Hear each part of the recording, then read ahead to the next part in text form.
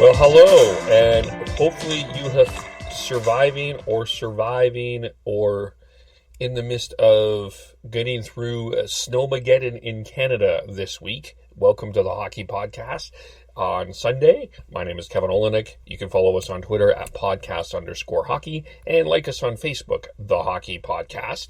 And we will have a full house today. We have a lot of things to talk about. And, of course, with us we'll get the perspective of cold as hell Calgary. Devin, how is cold as hell Calgary? It is cold as hell. Oh, okay. It's been quite a trek over the past week and a half, but finally tomorrow/today is warming up. So tomorrow's going to be about 0 degrees compared to minus 37 wind chill factor. So it'll be a nice change. Yeah, F no to that. Sean, hello. How are you?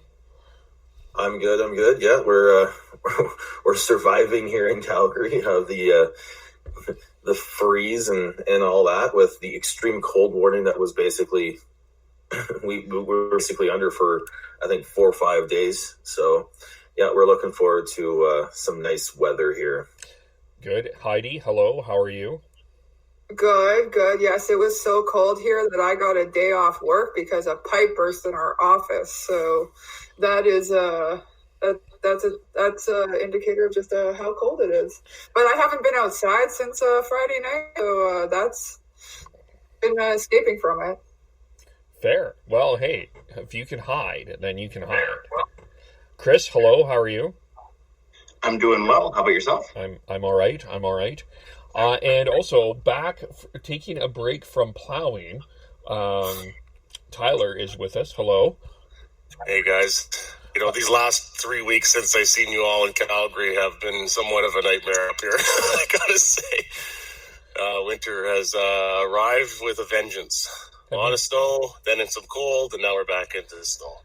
But it's nice to get a little break here on a Sunday morning and chat with all of you and catch up on some hockey talk. So Tyler, we did get a listener question about your about what you've been up to. So here's the question. You are fully bonded and licensed by the city, aren't you, Mr. Plow? Shut up, boy. Yeah, was that? Yes, in fact, there is a little license there for the roto light and the plow.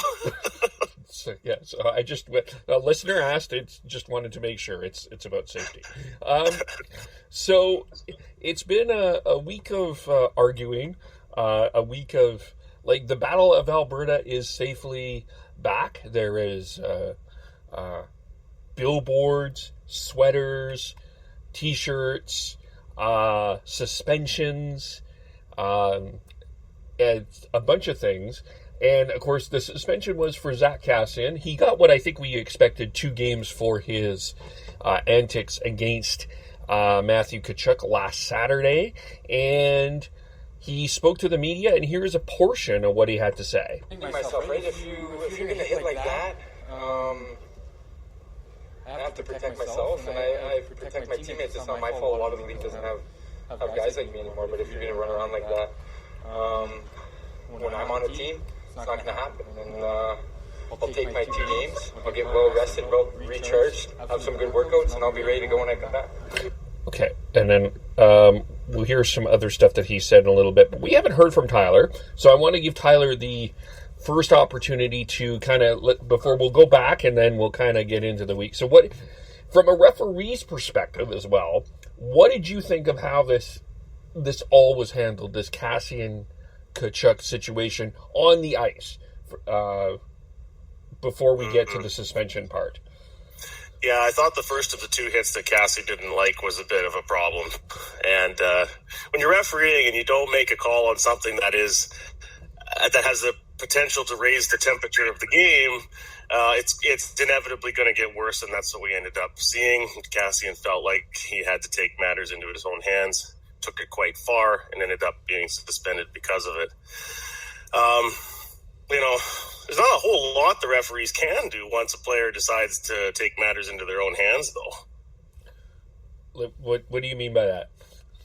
Well, I mean, if Kassian's on a mission to go and, get after a guy and rag him, I mean, it's going to happen. The linesman could try to intercept, but I mean, if you're a linesman, Kevin, do you want to get in there when Zach Kassian's going 100 miles an hour? I don't think so. No, I would not. So did you feel the 2-game suspension was fair? Yeah, because he took it so far, right? There is the aggressor penalty, and that's what he was suspended for. Tkachuk is not obligated by the rules to fight back. He's not obligated to answer the bell. That's what Kassian kept talking about. He's like, if you're going to play like that, you got to answer the bell.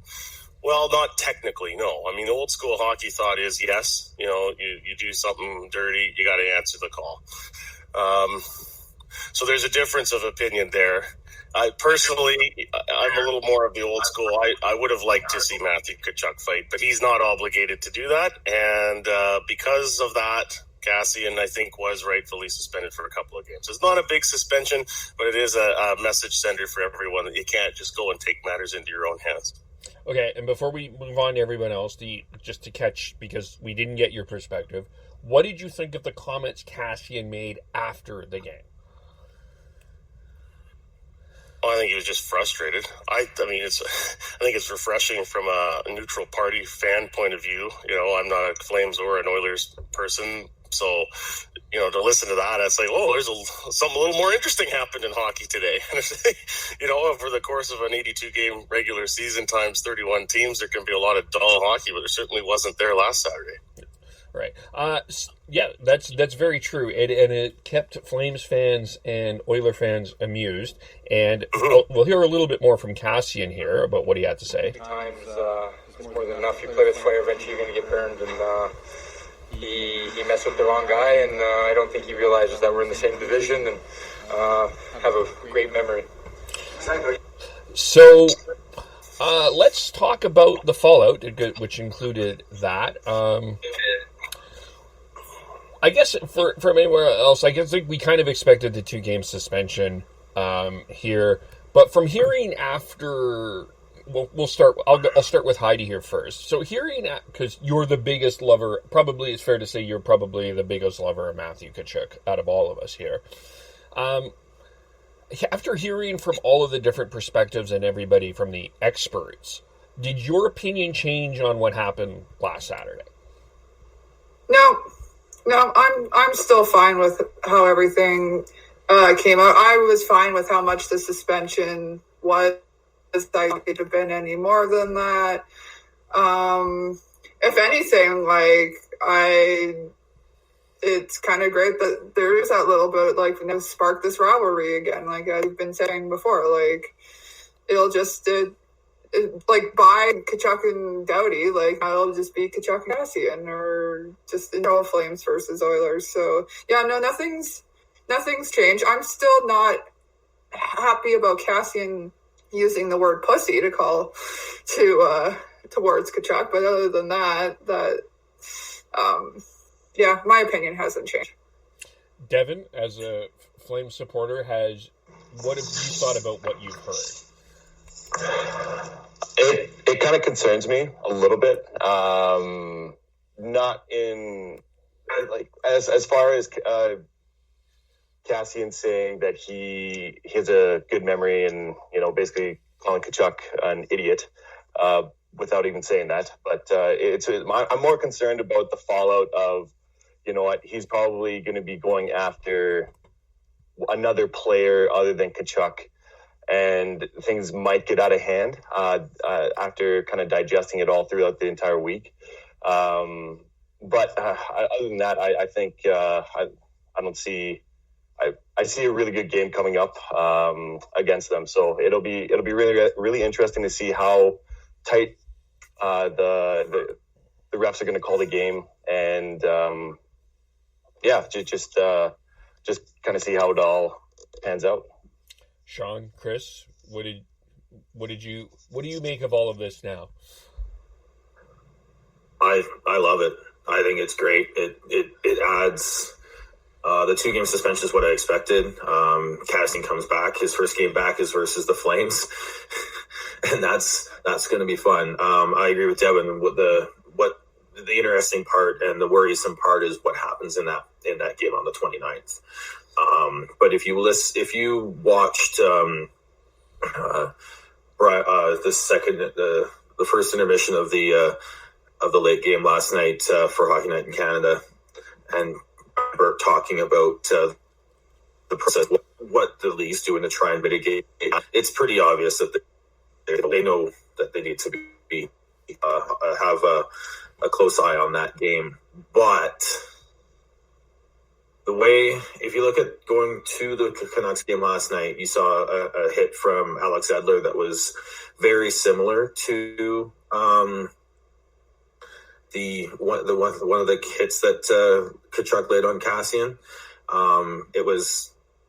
I think it was cleaner, but you could probably call bias on that one for me. But if you look at that, then I think Kassian is going to be looking for some blood. I think he's going to be looking for to make a clean check, because I know they probably gave him a very stern talking to and made sure that said, if you do step any toe out of line, you're going to get a much longer suspension.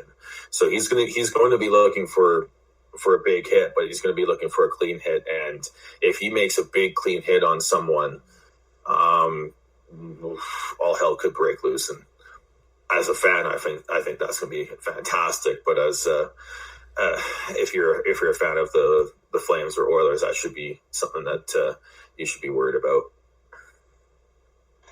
Yeah, as a third party to all this, like, I appreciate all the drama that is built up from this, but I also echo everyone else's concern as far as the fallout. That being said, they have announced that Eros is going to be at that game to watch over that, so I guess maybe Kassian will be cognizant of that, because not only has the NHL probably told him to watch himself, but I imagine the Oiler management has as well. So I think we might be overhyping this retribution because of all the different factors going into this next game. I don't think we're going to get the big dramatic event that everyone's hyping up towards. Yeah, I agree with Chris on that. Generally, the hype around retribution in these kinds of cases doesn't live up to the hype, but you never know. That's why we watched. Yeah, I can see it maybe not with I think that game is on Wednesday.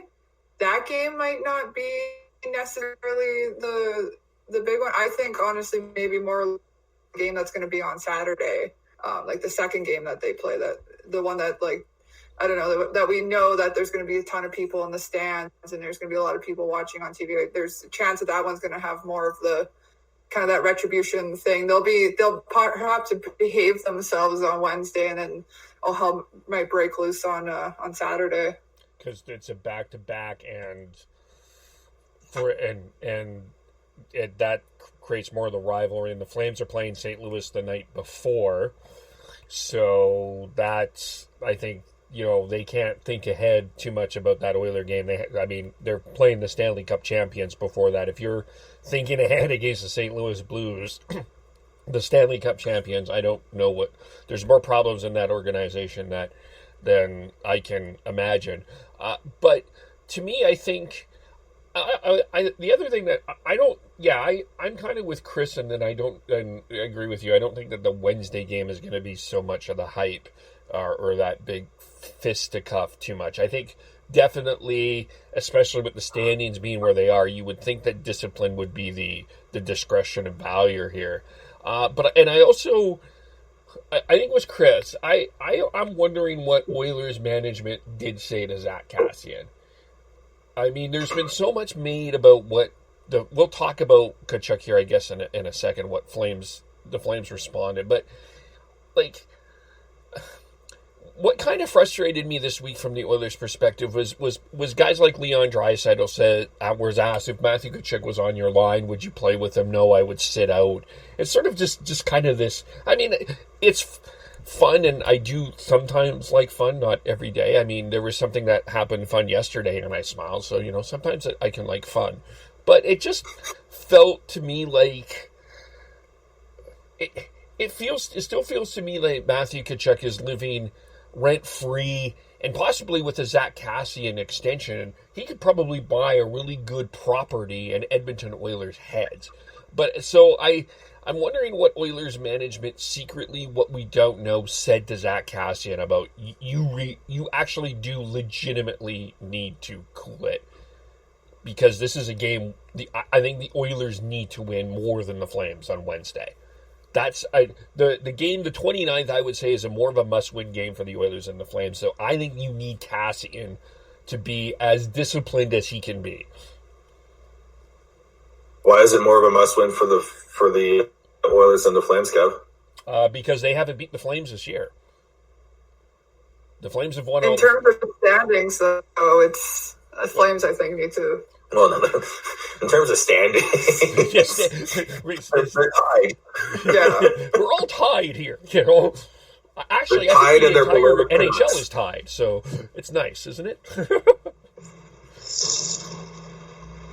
But in terms of getting confidence, I think the Oilers need to get a win here sooner rather than later over the Flames.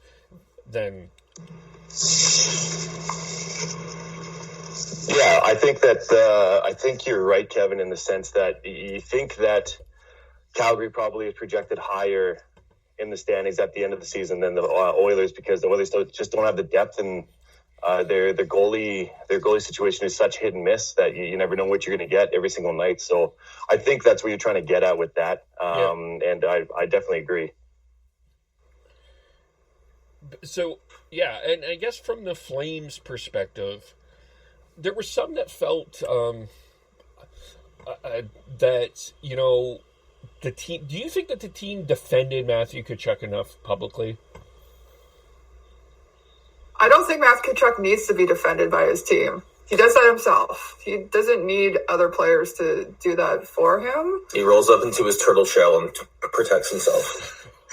Yeah, I don't think he wants others to be coming, you know, to his defense. I think he's fine with managing it on his own, how he manages it.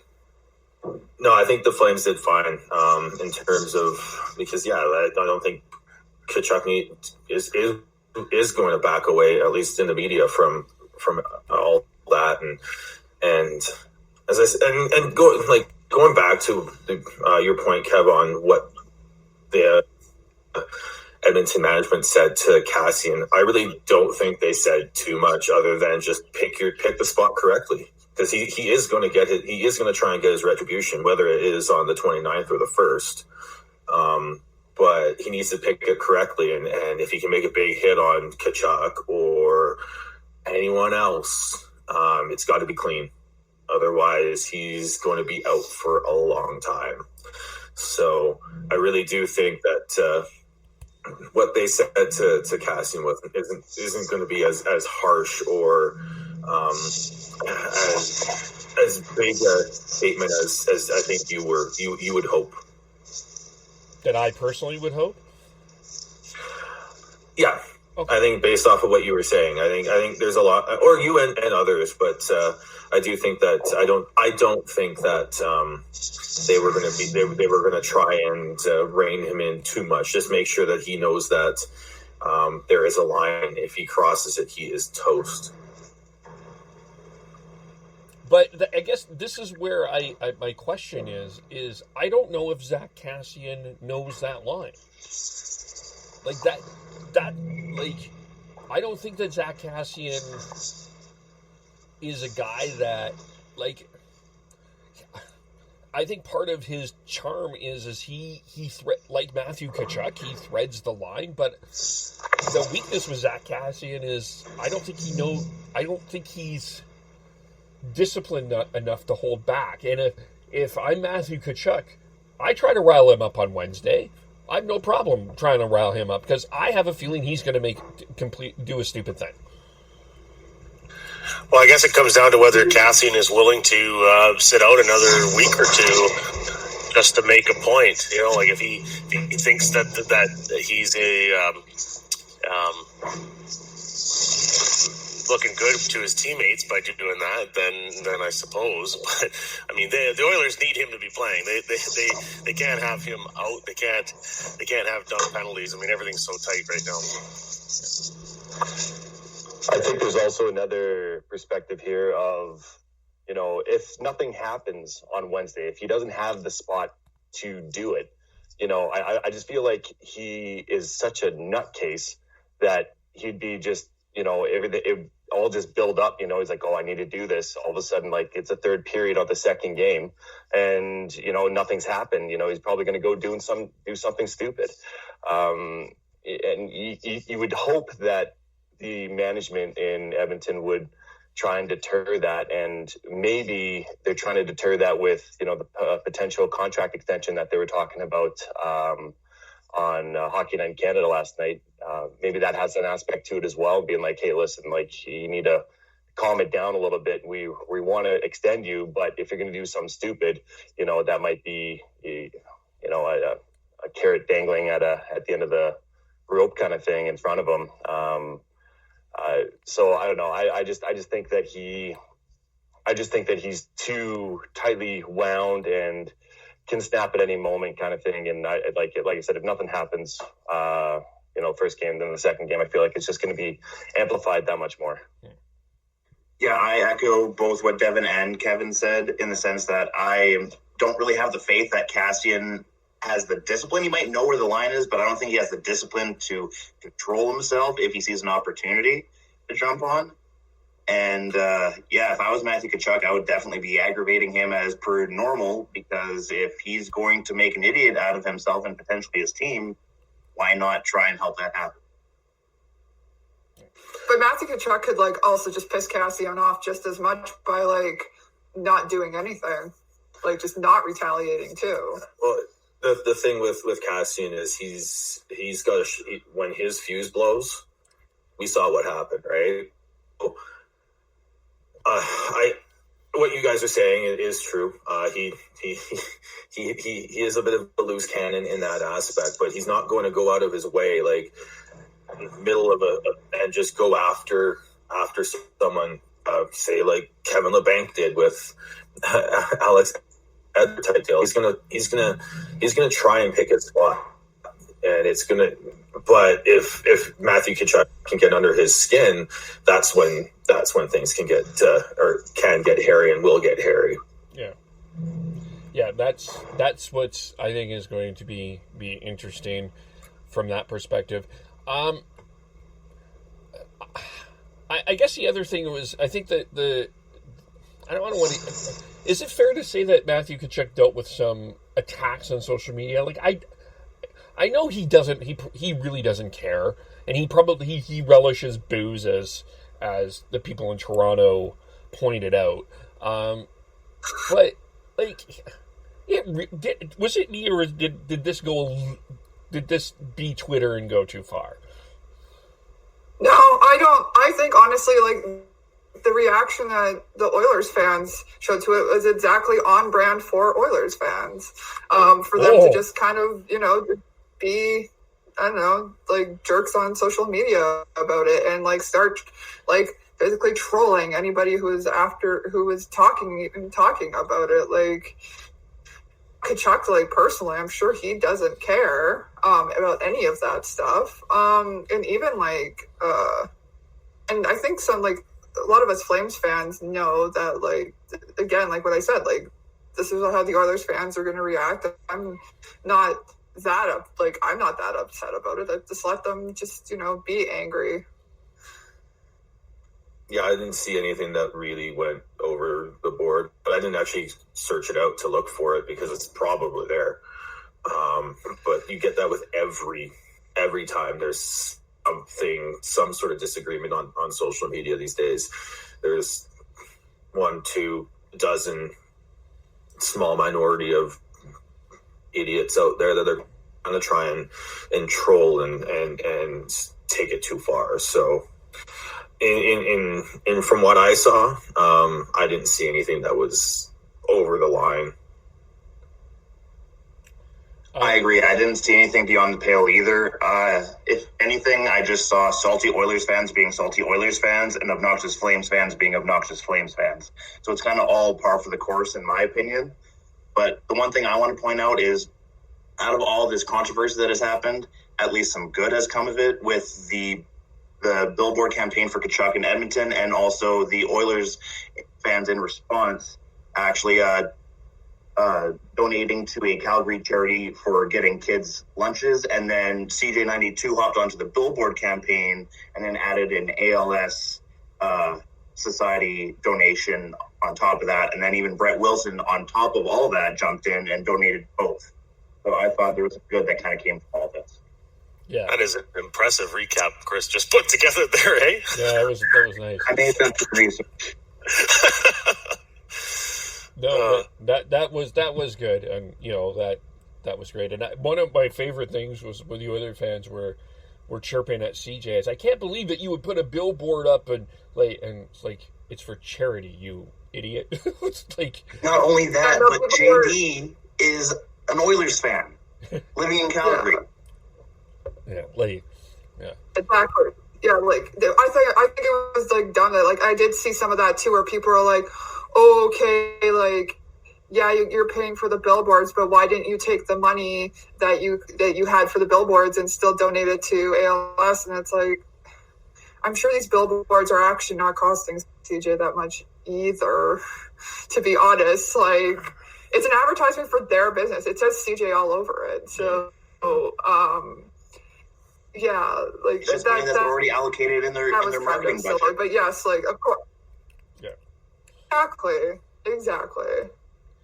And the other thing that was so humorous about that is there was the turtle shirt that I can't remember the organization that was bringing 10%, that was donating 10% of their proceeds to the Australian fires, and of course that went very well over social media. And you're going to call out CJ for what they're doing, and you guys are going to ignore the turtle shirt not really helping out any charity. That was head scratching to me. But anyway, but yet humorous. I think it was Oilers Nation. I think. Yeah. That and doing any sort of clothing. Is especially when you're trying to put it towards anything with climate change and all that is actually worse. So I sort of laughed at that. Yeah. It was quite fascinating. Let's quickly get into some other quick Flames news, and then I'm going to have a hot take that is going to blend the Flames and Canucks together. David Rittich is now no longer, we can still call him Big Save Dave if we want, but we can also call him All-Star Dave, as he was named to the All-Star game. And I think on Thursday it was fair to say, sorry Devin, that he played the game of his career against the Toronto Maple Leafs. If not for him, that probably this road trip would have been a worse of a disaster for the Calgary Flames. Would it not have been for that? Quick thoughts on that? Oh my God, he played out of his mind. I don't think I've ever seen that many 10 bell saves within a game before. Maybe dating back to Dominic Kassian. Holy, he was unbelievable. I'm super excited for the guy that he made the All-Star game. And it's funny because I think everybody in Calgary knows his personality, knows that he's a bit of a goofball, and you see his personality every once in a while during interviews. And I'm excited for the league to see how good of a guy he is, and just how funny he can be overall. And I am happy to see him kind of back in, other than the last game. The last game against Ottawa was I stopped watching after the second period because we were out shooting Ottawa and they were still winning with 3 goals on 9 shots or something ridiculous like that. And the goals were ridiculous. But other than that game, which I think is a one-off, I'm happy to see him back playing the way that he can play. I think he's you gotta give a shout out. Oh, I was just going to say, I think he's very deserving. It's fun to see him there. He seems like a bit of a personality, and he's got the moniker Big Save Dave, so it'd be fun to have him there at the All-Star game for sure. Yeah, Heidi? Yeah, I was just gonna say too, I gotta give praise to Frederick Anderson though for that game on Thursday, because it was just like a duel of goaltenders that entire that entire game. So, but yes, no, I'm very excited that Dave's going to the All-Star game with his best friend Matthew Tkachuk. So that'll be two personalities I think will be good for the just for the game in general. I hope that I'm really hoping that they just mic up Riddick the entire time, while he's making saves, all that stuff. That's what I'm kind of hoping is what happens, because he has some good one-liners and stuff that will just people will be amused by. He's a very funny guy, for sure. What did you? Who would have thought that both the Canucks and Flames would be in the All-Star game? Yeah, that's very true. Very true, especially coming into the year. Because there were questions for sure about Rittich. Markstrom, I think it would have been fair to say that if we had to put odds, which goalie would have had a better chance to get the All-Star game, I probably would have picked Markstrom. I think that would have been fair, but yeah, for sure. Yeah. But I think Markstrom is. I mean, we'll have to bring back. Crap, I forgot his name. What's his name, Sean? I have no idea who you're talking about. Stats guy. Pardon? The stats guy. Anyway, Sean Tierney. Sean, yeah, sorry, I'm still drinking coffee. It's 10:30 as we're recording this. I know. But we'll have to bring it back Sean Tierney, because I think sorry, Heidi, quick tangent. I think Markstrom has been better this year than last year, and I know that he wasn't a fan if you looked at the underlying stats, but I think he's been better this year than last year. The eye test is telling me something different. Just quick add on that. If you haven't listened to that episode, please go listen to it. It's fantastic, and it's just. With goalie analytics, we're still in the infancy of it, and things are changing big time. And I think once we get access to the puck tracking, we'll be able to see a better idea of what goalies are doing what. Right. Yeah, that's very true. Okay, so I'm going to have a little bit of a hot take. I don't know if people are going, but I'm going to blend this in. Here with the Flames and the Canucks. I understand the standings. I understand the Canucks are 1 point ahead of everyone else in the Pacific, and basically we're living now in a league where everyone is tied for second place, really, in the league. There's 3 teams ahead of everybody else. So, let's say 5th. Between 5th and 20th, it's pretty much a log jam in the overall standings. But my hot take is I think the Canucks are the best team in the Pacific Division. And I certainly feel right now they are the stronger of the 3 teams between them, the Flames, and the Oilers. I have some Flames stats to back me up on this, which are mind-boggling that the Flames are actually in the race when you actually look at these. This is from Darren Haynes on Twitter. Bennett, 1 point.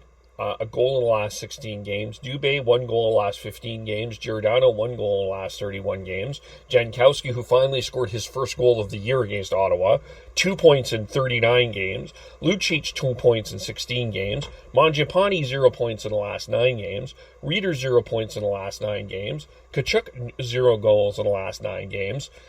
Since Mangiapane, Reeder, and Tkachuk did not score, that's going to be 0 goals in 10 games. The Oilers, they're starting to get a little bit of depth scoring, but it's still McDavid and Draisaitl with a little bit of a spice of Nugent and Neal, Nugent Hopkins and Neal.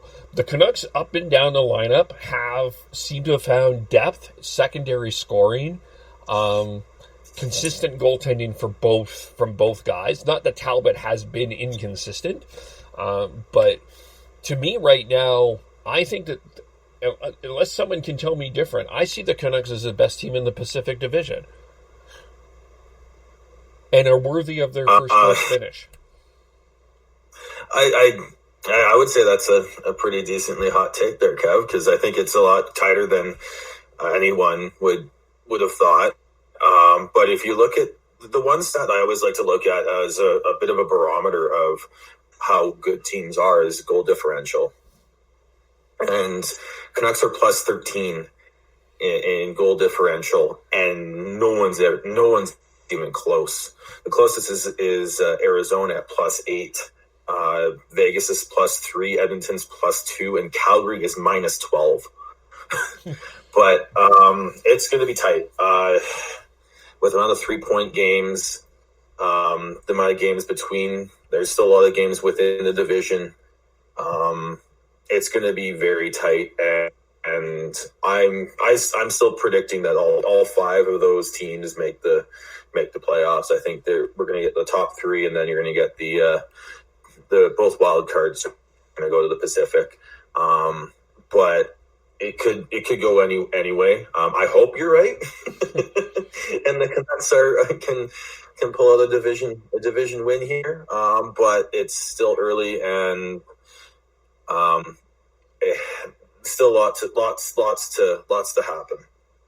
Okay, for me, I'm going to go completely the opposite of what Sean said, in the sense of, and I know, ready for this, according to like the as much Canucks games as I've been watching, which has been more, like through like the kind of the eye test, because I'm not the stats person at all. I actually think that the Canucks actually look better than the Flames do most of the time when they're actually playing. So if the Canucks finish first in the Pacific, then that's not going to surprise me that much. But I think it's going to go right down to the wire. We're going to have those games that, like, you know, the last game of the season to determine like where people finish for playoffs and stuff. So it'll be exciting.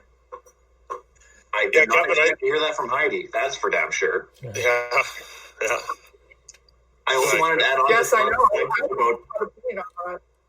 I also wanted to add on to Sean's point about goal differential. Canucks are still a plus 13 despite the lopsided blowout losses in Florida last week. Yeah, it's true. That's very true. Yeah, Kevin, to your point of consistency there, I think that's, you know, Chris mentions a couple of losses to Florida. What's been encouraging for me with the Canucks is that if they have lost a game or two and haven't looked very good in the process, they've bounced right back. So you know, that's what you want to see at this point, because it's so tight. You can't afford a losing streak. You know, 1 or 2 games, okay, you lose, you got to bounce back and come up with some wins right away. And they've been doing that lately. So that's encouraging. You know, it's always the old knock on wood thing and injuries and all of that. But the Canucks seem to be, I think, of the 3 teams, the most balanced in terms of contributions. I don't think they're as reliant on 1 or 2 players as I mean, certainly the Oilers, but probably the Flames to an extent as well. I hope you're right. I hope that your prediction, and you're pretty good on the predictions, Kevin. We've noticed over time here working with you, but you know, we'll see. It's going to be right down to game 82 to decide who finishes where in this playoff chase. Yeah, I think it's. I don't think it's that hot of a take. At the beginning of the year, I think if you said that, it would have been a very, very hot take. But I don't know. With Calgary, it just doesn't seem like they are. They're the team of last year. Gio, he's had very similar shots to this point of the year as he did last year. Not in, you know, as you stated before, not nearly where his points have been. And I don't know. It's not like, it just seems like Gaudreau, there's something going on with Gaudreau that is not good, and he's usually the engine of the Calgary Flames, and you know he hasn't been. So it's been really interesting to see him kind of go hot and cold so frequently this season, because usually he's either on or he's completely off, but it just doesn't seem like he's quite there. So as far as the Canucks go, I haven't watched too many games recently to have a massive opinion on if they're, you know, playing well or not. But it's obviously in the standings, everything's tight knit, and when it comes down to April 4th, I believe, is the last game. if it's this close, man, get your popcorn ready because it's gonna be fun to watch. To go to the Flames here just for a quick second. I think part of the problem is I don't know what's going to happen. Like, you get the game Saturday, and then you pull a dud off on Monday, and then you get the game in Toronto, and then you pull off the dud in Ottawa. And yeah, okay, they got 40 shots on goal, but was there anything really spectacular that was there like a play that's like, oh my gosh, that, like, I cannot believe he made that save? Not really. There was some talk about the Monahan-Gaudreau backline line on Twitter, and I can see why people are a little bit frustrated on it. I'll get to that in a second, but there's either Johnny is hurt, Johnny's going through a mental health issue, or Johnny Gaudreau has asked for a trade. Like, he has not been engaged at all this year. The only time that I remember him having any sort of spark of life is when he played that shift with that a couple of games when he was with Ryan and Lucic. But other than that, when he's been with Monahan, they look lost together. Like, I think you could put Alex Ovechkin with Monahan and Gaudreau and they still would be lost. Like, I don't understand what's happening there. No, there's some heat. Whoa. I don't know what's going on, but it definitely feels like they need someone to drag them into the battle. That's what I like about the Canucks lines that Travis Green is deploying of late. Each line has someone who can drag that line into the battle. The top line has T. Miller and Virtanen at times. Then you've got the Horvat line. Pearson and Horvat both play very hard physical games. Then you've got the third line of Gaudette, Roussel, and now Brock Besser. And Roussel will drag anyone into the fight, kicking and screaming no matter what you want to do. So I do think that that's something that the Canucks definitely have over the Flames, and so even over the Oilers and the Coyotes and the Knights, is I think they've got a little more fight in them right now. Yeah. Going back to the Flames, though, it's like you're professional friggin' hockey players. You don't need to be dragged into the frickin' battle. Like, it's ridiculous. I understand, you have those people that drive the line. You have those people that, are able to push the pace of the game. And but being dragged in, God, it's like you're being paid to, play friggin' hockey. Play hockey. Play the way you got to play. Like, there's definitely something going on with Johnny. I mean, I'm speculating, but I think it's mental health. I don't think he asked for a trade. I think he can see the potential here in Calgary and see where we can go, because we have good young players coming up. But I don't know. Yeah, it's just it's frustrating to watch because you know how well they can play. You've seen Monahan score 30 every single year. You've seen Johnny Gaudreau be a top 10 scorer in the league, and they're not showing it now. And those are your top players. Your top players need to play the best. That is why they're getting paid the most. And when they're not doing that, you notice it, and it's frustrating because you know they can do so much better. Mm-hmm. I think it just comes down to confidence. We've seen, I think, over the years that with Johnny Gaudreau in particular, he really shows the body language, and when he's not confident, you can see it, and he's not very effective when he's lacking confidence. Yeah, I agree with you there, Tyler. I do think it's more confidence than anything else. I think I don't think he's asked for a trade. I don't think he's injured. I just think it's a confidence thing, and I do think that once he gets that confidence back, the Flames are going to be a lot better of a team. But the other thing is, everyone had a career year last year for the Flames, and you can't have that year after year after year, especially when you've got some older players like Gio on the team. So I do think I think Treliving made a mistake sort of standing pat more than anything else this offseason, and not trying to tinker with that team and bring in some new blood to try and keep that just the freshness of that roster that it was last year. Yeah, no, and He did I would try to be make the agreeing trade, with you.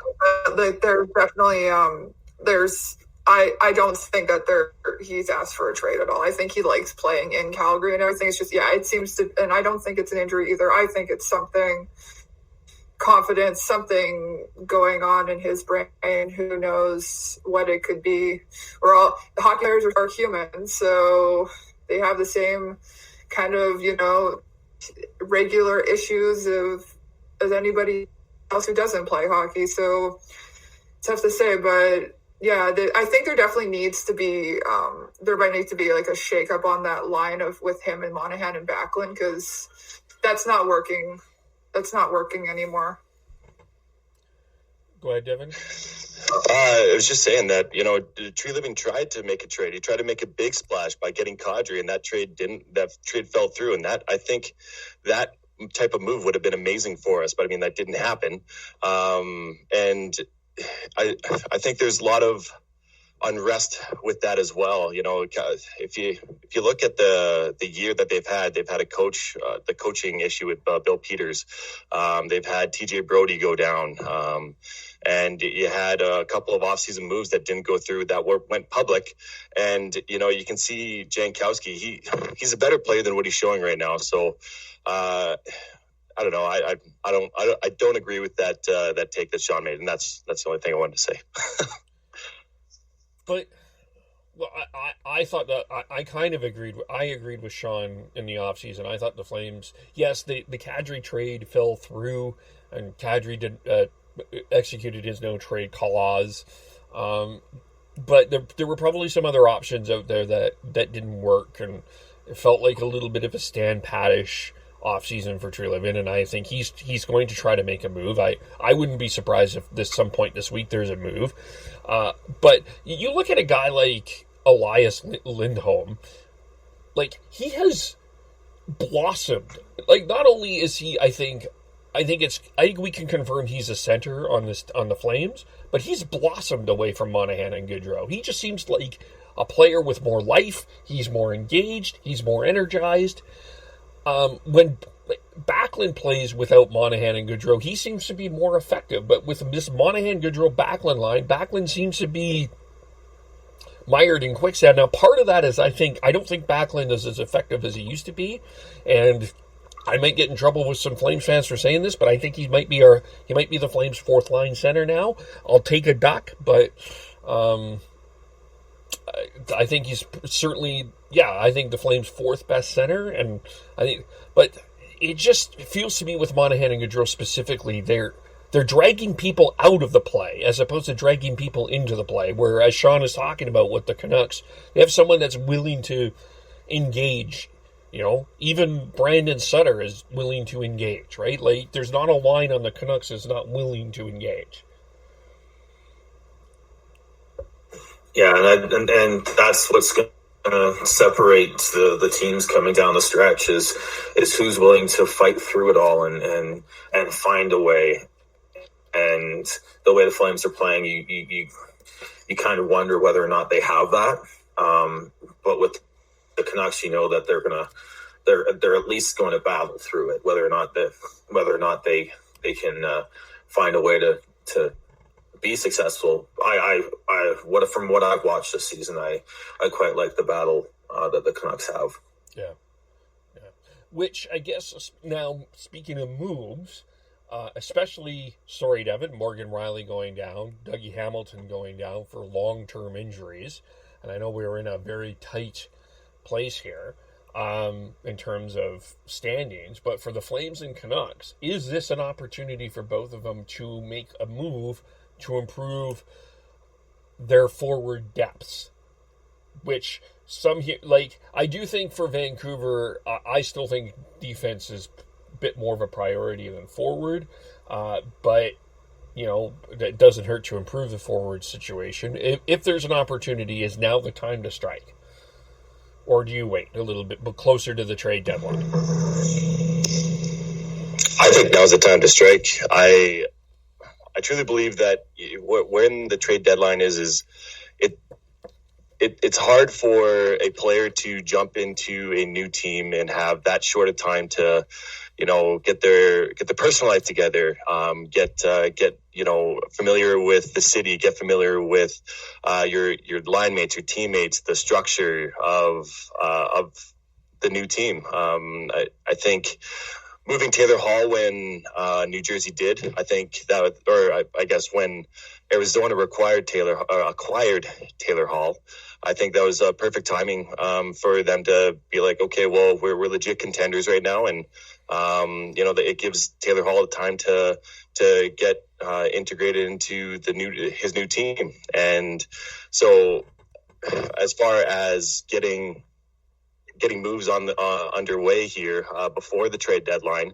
I'd say sooner is better for sure, especially with, like you said, Hamilton going down with a broken leg, Riley's out for 6 to 8 weeks, and those are top line players that are, you need to subsidize through a trade, or give somebody else an opportunity, like Sandin or like a Liljegren who played last night. By the way, love those two together.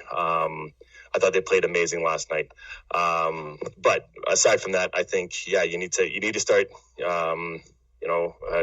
calling GMs need to start calling other teams and getting that ball rolling, because the log your wait, I just don't see, looking back at the last couple trade deadlines, you don't see as big of acquisitions, or you don't see big acquisitions made that make a big difference in your NHL or in the Stanley Cup run. So now's the time to go. Yeah, but the one thing is I think Sheldon Keefe said that they aren't looking to make any big desperate moves to replace Morgan Riley on the blue line, and as big of a loss as Dougie Hamilton is to Carolina, their depth on the blue line is pretty deep. So, and they still have basically arguably a number one defenseman in Jakub Slavin to replace him, and as well as one of their offseason acquisitions this past year in Jake Gardiner. So, I don't think either of those teams are in any rush to make a move to bring in another defenseman. So, yes, the time is now to strike, but I don't think there is anyone trying to make a panic move right now. I think it's a great point that Devin brings up, as far as, giving a player changing teams time to integrate into the new surroundings. But, for a team like Toronto, for example, that are currently on the outside of the playoff picture looking in, still another month here before the trade deadline. I mean, if they go on a further slide, they would be looking to sell at the deadline as opposed to adding. I know it's crazy that we're suggesting that, but to some extent, but that's the thing, right? Like, that's why teams often wait till the trade deadline to know really what kind of position they're in, whether they're buying or selling. And I think for the Leafs right now, they're not sure. Yeah, the other thing with the Leafs is they need to find a consistent backup. And I know that the rumors, the juicy rumor right now is they're after Georgiev out of New York, but apparently the price is quite high for him, and I think what was rumored is that they might have to give up a Kapanen or a Andreas Janssen. So I think that price is way too high now. But that's not on the table at all. Yeah. So, no, it's gonna be very interesting, especially because it's still really tight with in the East as well, because the Leafs dropped out because of one loss. So it's still right in it. The thing, though, is that you need depth defense going into the playoffs. There's so many injuries that could happen in the playoffs, and having, I'd say probably 8 defensemen ready to go at any given moment to play in your top 6, or to play in your play on an NHL team in the playoffs. You do need that. So, those are very significant injuries, and even coming off a big injury like a Riley's injury, he's not going to be himself, and he hasn't been himself this year is the other thing too, right? And especially with the depth that we do have on defense, or that the Leafs have on defense, I think they should look at more defense than getting a backup goalie. Now, with saying that, yes, you have Hutchinson, who isn't really proven to be a good backup, but the one thing that Babcock did have was a good defensive structure, or a better one than Sheldon Keefe has shown since he's taken over the team. So I think if anything, they need to get a good defensive defenseman, top four. And I think then if that player has term, I can't think of anybody right now, but if that player has term, then, you feel a little bit more comfortable giving up a Kapanen or something.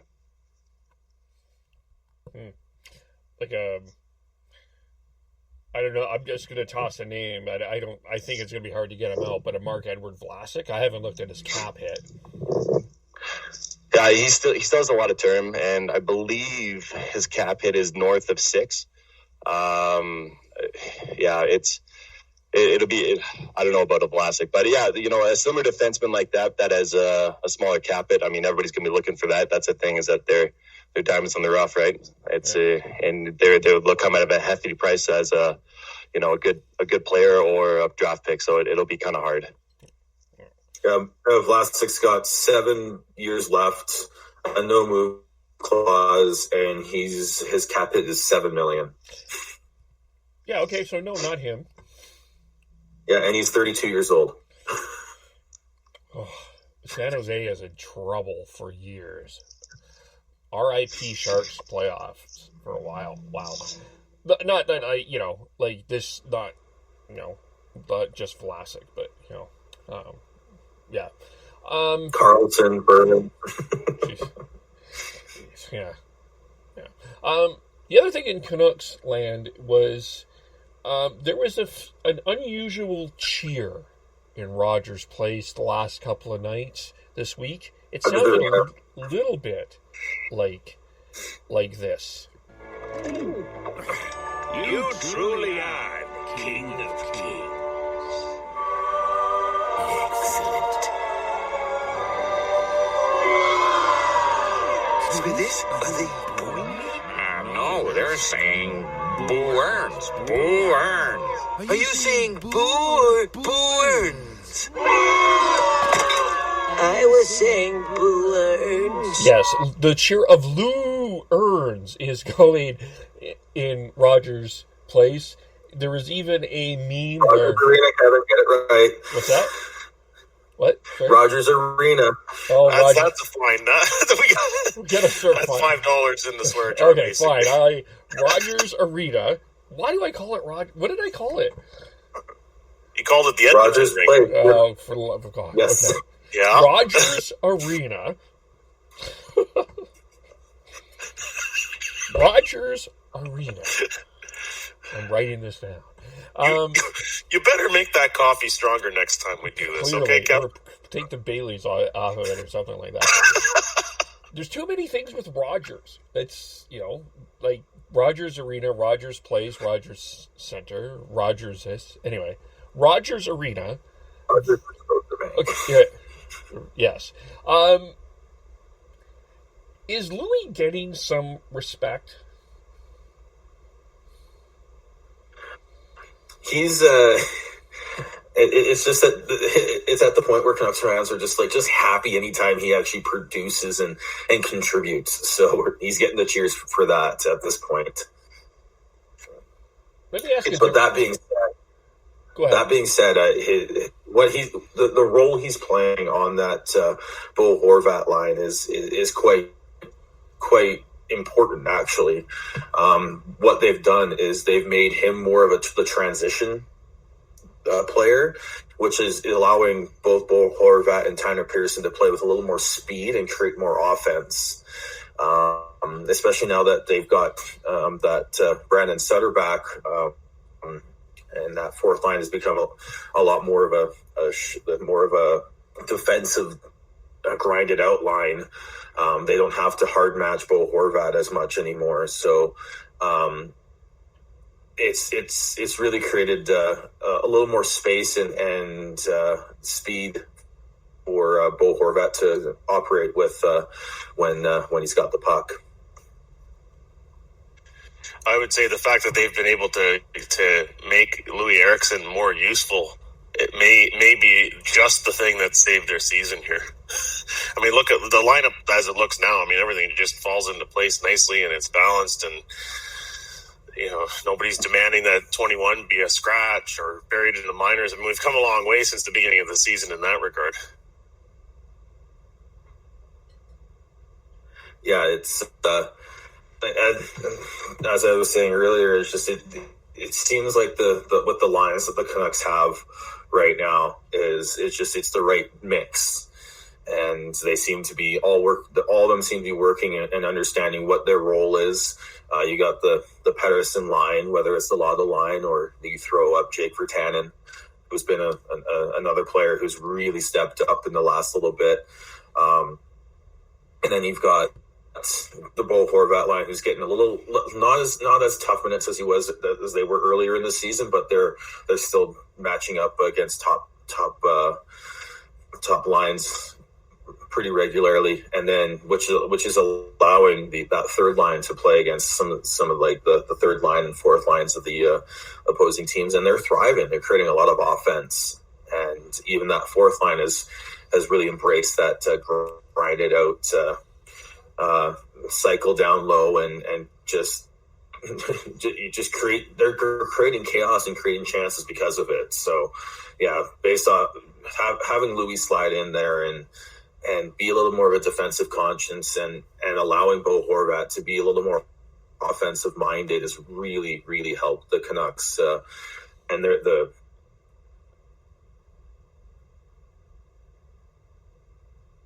Sean?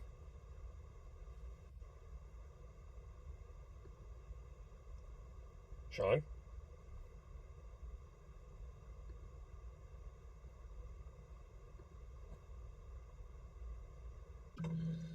So I guess basically from that here, I guess after all of this, how many of the Western Canadian teams, we've done this before, we might have to do this week by week, but as we head into the All-Star break, how many Western Canadian teams do you see making the playoffs?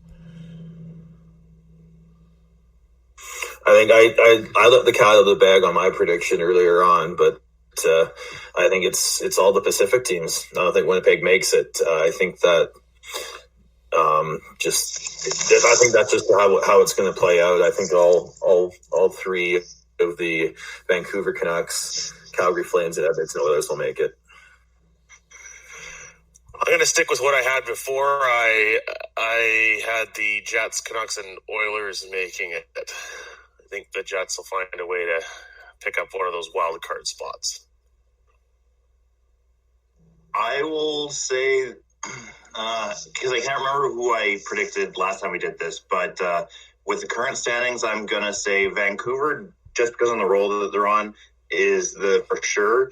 Whereas both Edmonton and Calgary, I'm going to say they're going to squeak in, but not by much. And sorry to Winnipeg. Yeah, I think Calgary, Vancouver, and Winnipeg get in. I just don't see the depth pulling through with Edmonton. I don't remember what my picks were before, and I'm sitting here staring at the standings, and I honestly cannot give an opinion because it's just so close, and I have no idea. I think I'm just going to be neutral here and pull a Chris and just say that I'm just going to see what happens. That's just all I'm going to say. Not even a wishy-washy answer. That was just a non-answer. Just a total dodge. I hope everybody has fun. I would say that's pulling something else. That's not pulling a me. I at least have somewhat of an answer. Yeah.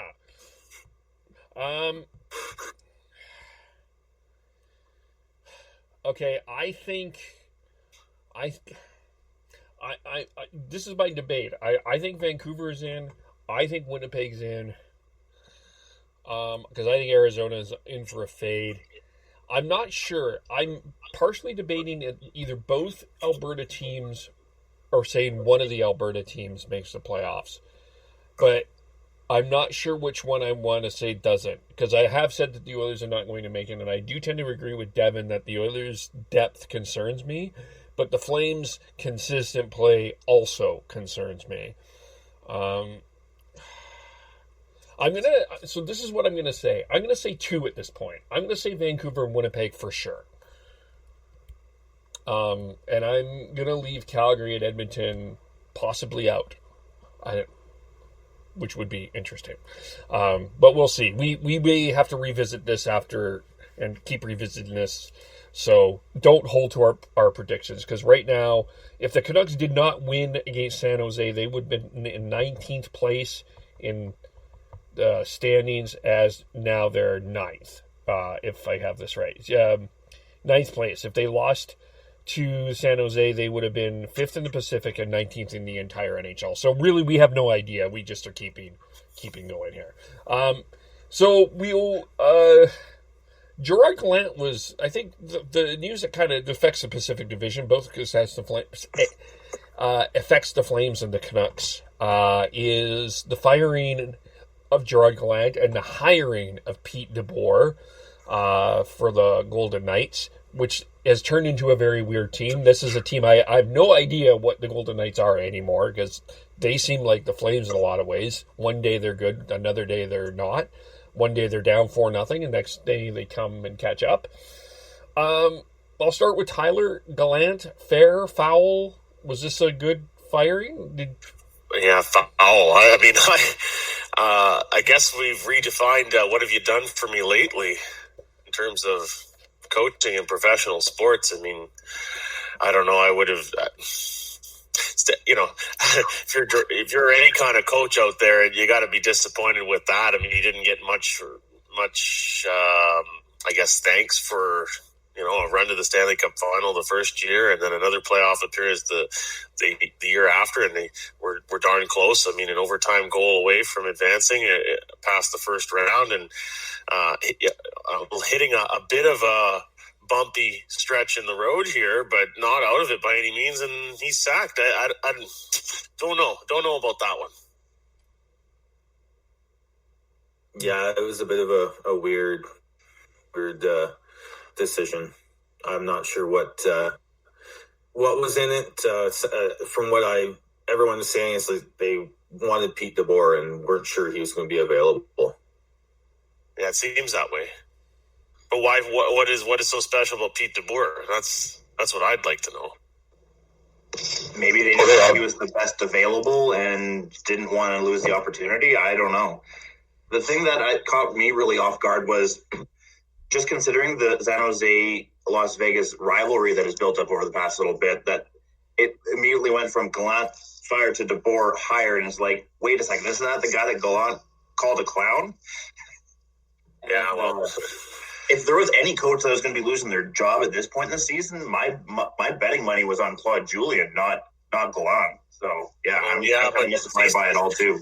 Yeah, but you always have to put the special circumstance there in Montreal. I mean, they're not going to sack a coach unless they have another French speaker to replace him. Gallant speaks French. Oh, I don't think now that he's available. He speaks it well enough, I think. Yeah, but I don't think...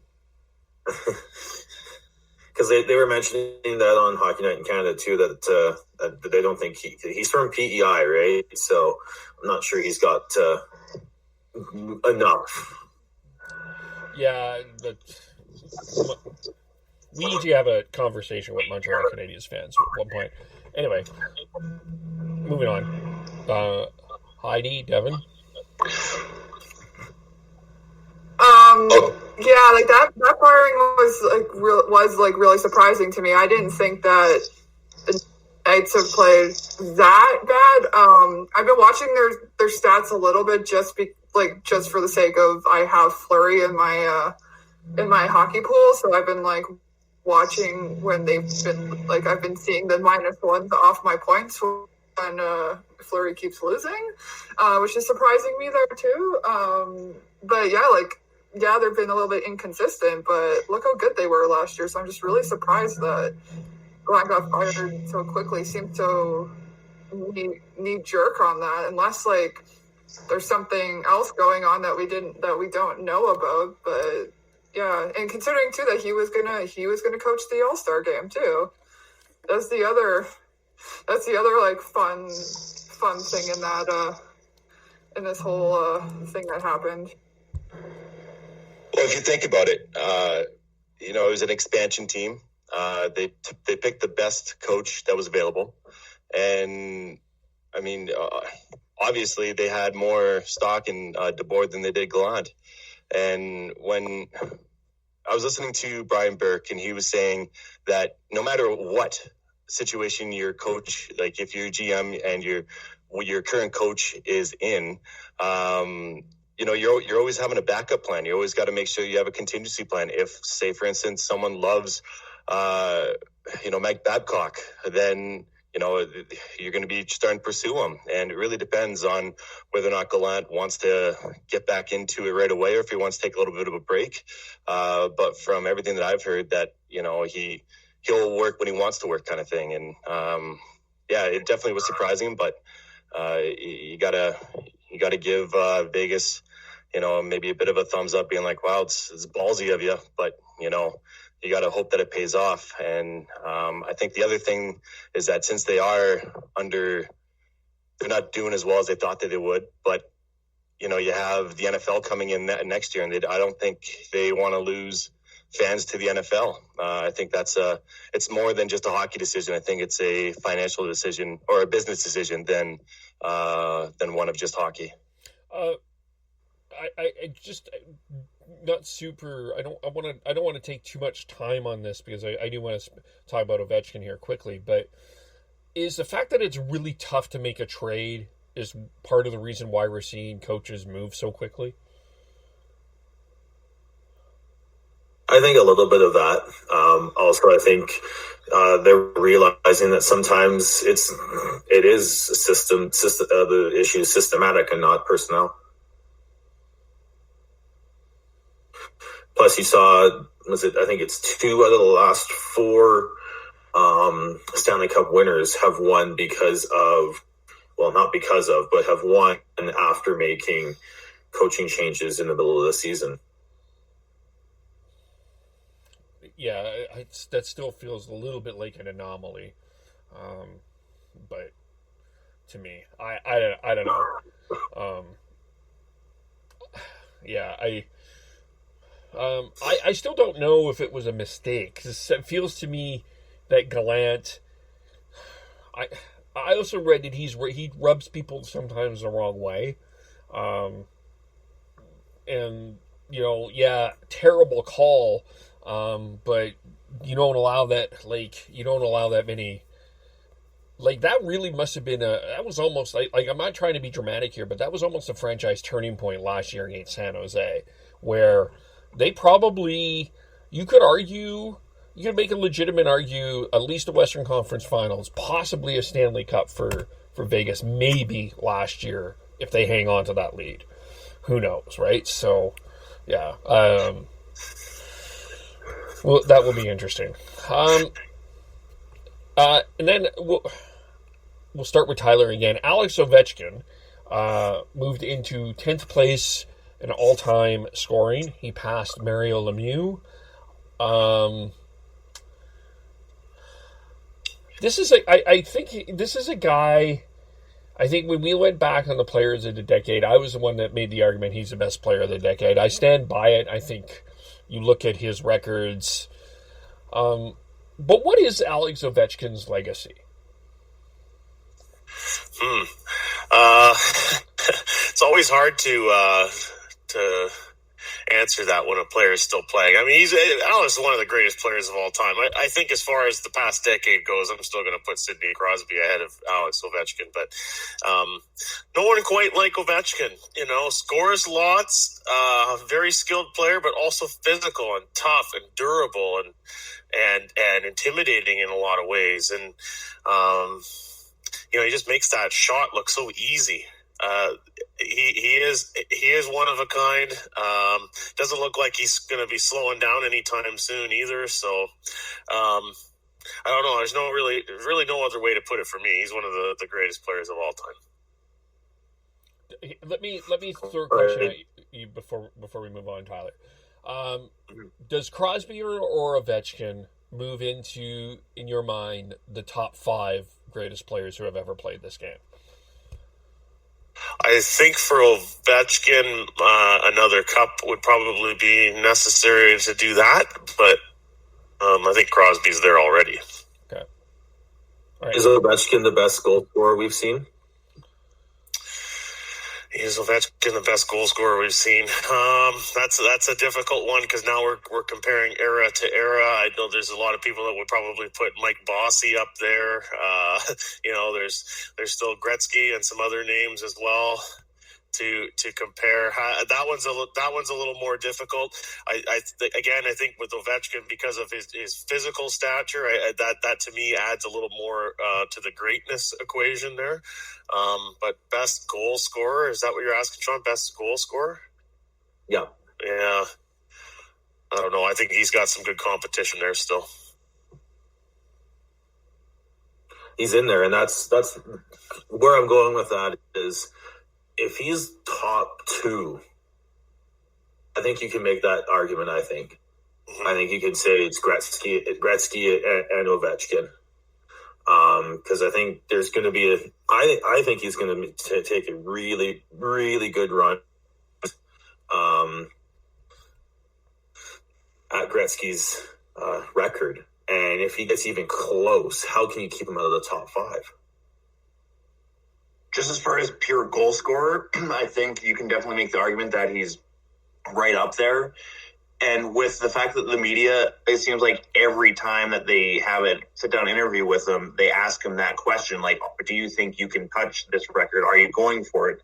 So I feel like he's going to be motivated to try and break that record at this point if he can. So, yeah, I wouldn't put him as number 1 yet, but there's definitely an argument to be made in the next couple of years.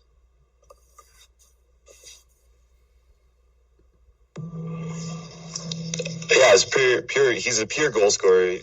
The thing is that what sets him apart from, I think, other goal scorers is that, like, when he sets up on that power play, everybody knows what's going to happen. Everybody knows that he's going to tip that 1T right at the top of the circle, and it goes in good majority of the friggin' time. And I'd say he's definitely up there.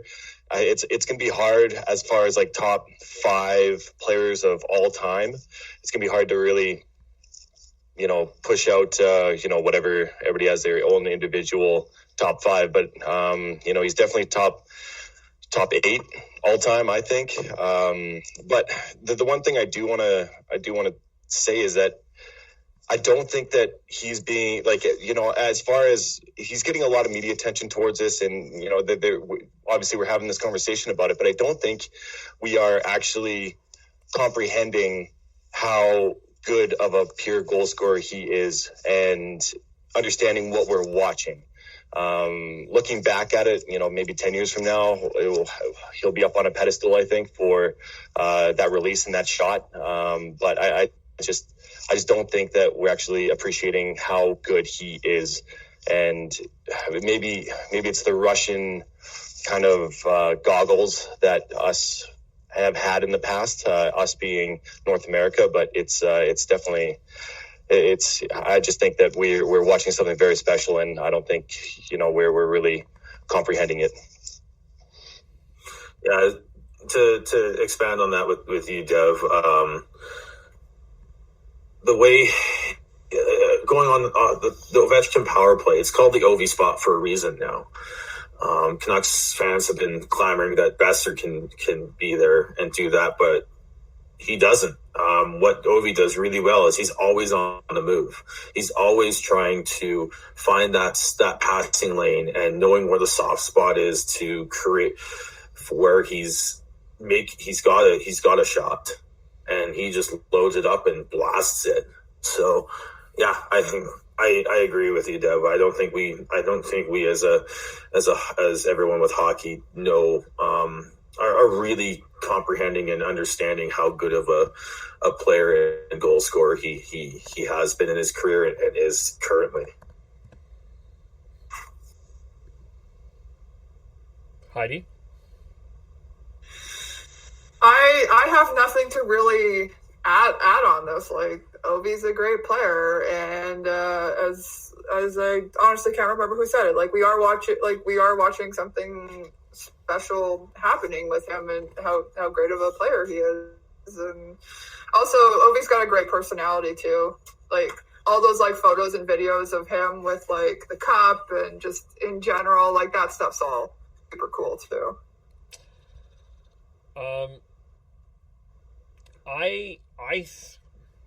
I can probably say this as the oldest person on the podcast because I've seen Mike Bossy, I've seen Guy Lafleur.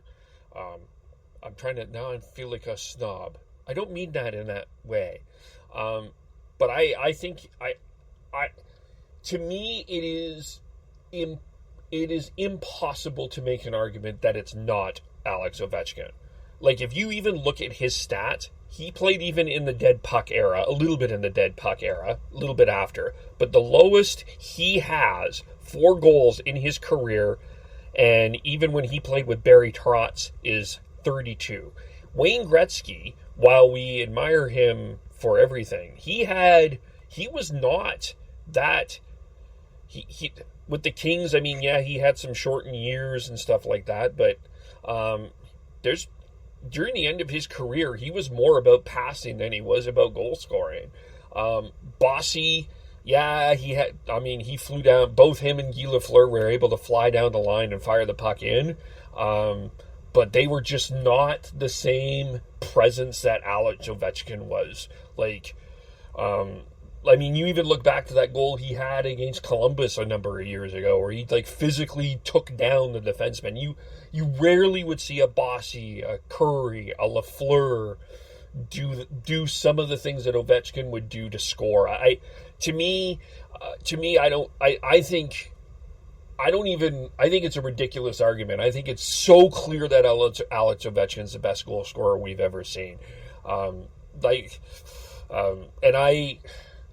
I think that there is a legitimate argument to put Alex Ovechkin in the top 5 at this point. I agree with Devin. I wonder sometimes if we put this in, if we have our North American goggles. I mean, I'm having to, like, in a lot of ways, I love Sidney Crosby, but what has Crosby done that Ovechkin hasn't done other than win 2 cups? There's the international accomplishments as well. I don't know if that's kind of going beyond the scope of the discussion here, but Crosby has the edge there as well. Has Ovechkin won a Hart? Trying to remember now. Awards, no. There we go. I think Crosby's got a little more of the accolades, and that's the fun debate about this. But in terms of just I would still take Crosby over Ovechkin if I'm starting a team. Ovechkin's won 3 Hearts. What? He won 3. He won 08, 09, and 13. He's won 3 Lindsays, 08, 09, and 10. He's won 3 Rocket Richards.